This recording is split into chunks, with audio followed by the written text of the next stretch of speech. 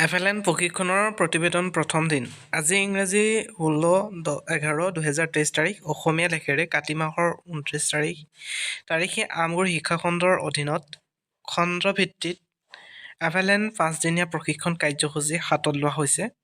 সেই কাৰ্যসূচীৰ আজিৰ প্ৰথম দিন আৰু প্ৰশিক্ষণস্থলী হৈছে দেউৰজা জনতা উচ্চতৰ মাধ্যমিক বিদ্যালয়। প্ৰশিক্ষণত মুঠ 5টা মণ্ডলৰ 45জন শিক্ষক-শিক্ষয়িত্ৰীয়ে অংশগ্ৰহণ কৰিছে। পুৱা 9:30 বজাত আমাৰ কাৰ্যসূচীৰ শুভাৰম্ভ কৰা হয়। আৰম্ভণিতে দেউৰজা মণ্ডলৰ মণ্ডল সমন্বয়ক নিৰঞ্জন দাস মহোদয়ে অনুষ্ঠানৰ আঁত ধৰে আৰু দেউৰজা জনতা উচ্চতৰ মাধ্যমিক বিদ্যালয়ৰ অধ্যক্ষ মহোদয় শ্ৰীযুত বিকাশ চলিহাদেৱৰ লগত পৰিচয় কৰোৱাই দিয়ে। তেখেতে সকলো প্ৰশিক্ষাৰ্থীকে বিদ্যালয়লৈ স্বাগতম জনায় আৰু নিপুণ অসম তথা FLNৰ বিষয়ে চমু আভাস দিয়ে। লগতে সকলোকে কাৰ্যসূচীত আনন্দ মনেৰে অংশগ্ৰহণ কৰিবলৈ পৰামৰ্শ দিয়ে। তাৰ পাছত প্ৰশিক্ষণৰ সমল ব্যক্তিৰ দৰে অৰ্পণ ফুকন আৰু দিগন্ত দলে মহোদয়ক পৰিচয় কৰায় আৰু তেখেত দুয়োগৰাকীয়ে সকলোকে আদৰণি জনায়। প্ৰথমতে FLNৰ পূৰ্বজ্ঞান পৰীক্ষাৰ বাবে অনলাইন এটা সমীক্ষা কৰা হয়। তাৰ পাছত ফুকন ছাৰে FLNৰ বিষয়ে কিছু আলোচনা কৰে।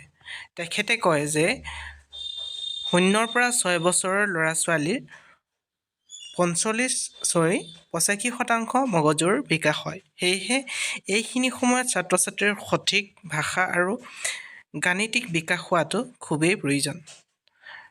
তাৰ প্ৰধান দায়িত্ব হৈছে আমাৰ শিক্ষক সমাজৰ। তেখেতৰ পাছত দলে ছাৰে ভাষাৰ দক্ষতাৰ বিকাশৰ ওপৰত আলোচনা কৰে। বিষয়সমূহ হ'ল মৌখিক ভাষাৰ বিকাশ, পঠন বোধগম্যতা, ছপা সম্পৰ্কে ধাৰণা, লিখন, শব্দ ভাণ্ডাৰ, ধ্বনি সজাগতা, পাঠোদ্ধাৰ, সাৱলীন পঠন সংস্কৃতিৰ আদিৰ বিষয়ে বিশদ আলোচনা কৰে। লগতে এই বিষয়ৰ ওপৰত কিছু প্ৰশ্নাৱলীৰো আলোচনা কৰা হয়। প্ৰশ্নাৱলীৰ আলোচনাৰ পাছত ফুকন ছাৰে মৌখিক ভাষাৰ বিকাশৰ শব্দ চিনাক্তকৰণ, পঠন আৰু লিখনৰ বিষয়ে আলোচনা কৰে। লগতে বিদ্যালয়ত যোগান ধৰা মৌখিক ভাষা বিকাশৰ পেকেজৰ উল্লেখ কৰা হয়, যিটো পেকেজত কথোপকথনৰ চাৰ্ট, চিত্ৰকাহিনী, বিগ বুক, মৌচাক, কবিতাৰ পোষ্টাৰ, আখৰ বা বৰ্ণ জাল, বাক্য কাৰ্ড, কাৰ্যপত্ৰ, শিক্ষকৰ হাতপুথি, বিদ্যাপ্ৰৱেশ সামগ্ৰী আছে। তেখেতে কথোপকথনত চাৰ্টৰ উপকাৰিতাৰ বিষয়ে কয় যে কথোপকথনৰ চাৰ্টৰ দ্বাৰা শিক্ষাৰ্থীৰ মৌখিক ভাষাৰ বিকাশ হয়। ছাত্ৰ-ছাত্ৰীৰ কল্পনা শক্তি, অনুমান দক্ষতা, নিজৰ অভিজ্ঞতা প্ৰকাশ কৰাৰ সুযোগ পায়, ঘৰুৱা ভাষাত কথা পতাৰ সুযোগ পায়, শব্দ ভাণ্ডাৰ বৃদ্ধি হয়, অংকন কলা আৰু চিন্তা কৰাৰ দক্ষতা বৃদ্ধি পায়। প্ৰশিক্ষক মহোদয়ে 2খন চিত্ৰ দিয়ে আৰু চিত্ৰকেইখনৰ পৰা কেনেধৰণৰ ধাৰণা পাব পাৰি আমাক আলোচনা কৰিবলৈ দিয়ে। লগতে পুনৰ কিছুমান প্ৰশ্নাৱলীৰ পুনৰ আলোচনা কৰা হয়।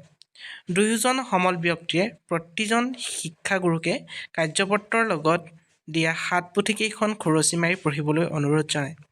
বিদ্যালয়ৰ শ্ৰেণীকোঠাত ভাষাৰ পাঠদান কৰোঁতে 90 মিনিটৰ ভিতৰত কেনেকৈ কি বিষয়ত কিমান সময় ল'ব লাগিব পুংখানুপুংখকৈ বুজাই দিয়ে।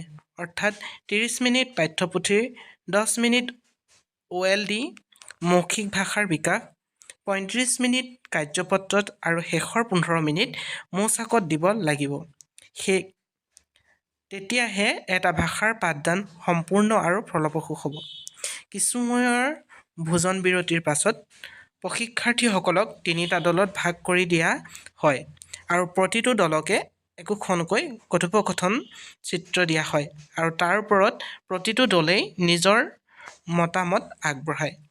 কথোপকথনত চিত্ৰ দুখনৰ পাছত এখন চিত্ৰকাহিনী দেখুৱায় আৰু চিত্ৰকাহিনীৰ প্ৰয়োজনীয়তা ফুকন ছাৰে সুন্দৰকৈ বুজাই দিয়ে।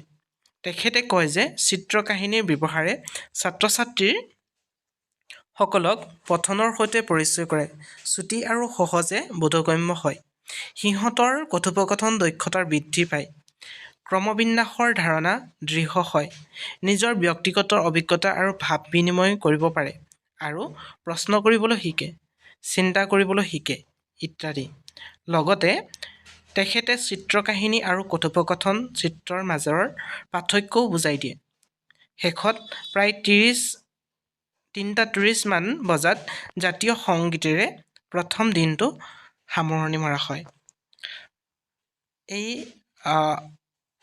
প্ৰতিবেদনখন মিছ গীতিকা বৰা বাইদেৱে প্ৰতিবেদনখন প্ৰস্তুত কৰি উলিয়াইছিল নপুখুৰী অভয়াপুৰী প্ৰাথমিক বিদ্যালয়ৰ সহকাৰী শিক্ষয়িত্ৰী গীতিকা বৰা বাইদেৱে মই পাঠ কৰিলোঁ কৃষ্ণ কোমল শইকীয়াই ধন্যবাদ